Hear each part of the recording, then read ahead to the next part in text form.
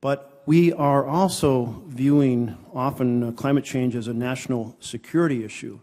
Since you believe, so I wanted to ask, do you see it as a national security issue? I don't see it as the imminent national security threat that perhaps others do.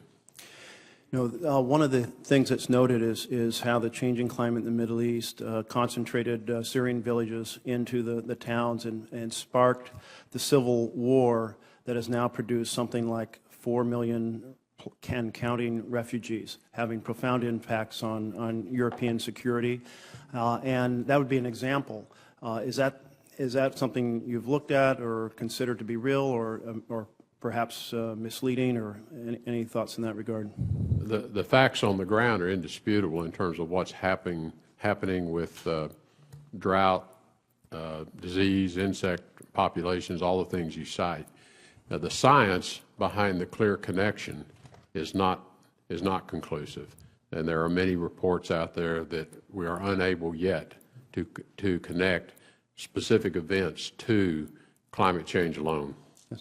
What we're seeing are a lot of scientific reports that will say, we can tell you the odds increased. We can't tell you any specific event was the direct consequence. For example, Hurricane Sandy might have occurred in a 100-year period, but the odds of it happening are higher with the higher sea level, higher energy in the storms.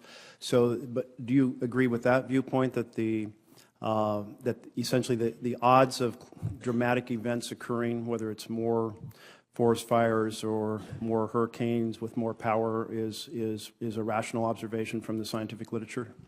I think as you indicated that there's some literature out there that suggests that. There's other literature that says it's inconclusive. One of the things I'm sorry to hear that viewpoint, because it's overwhelmingly, the scales are on one side of this argument, and I hope you'll continue to look at the scientific literature and take it seriously.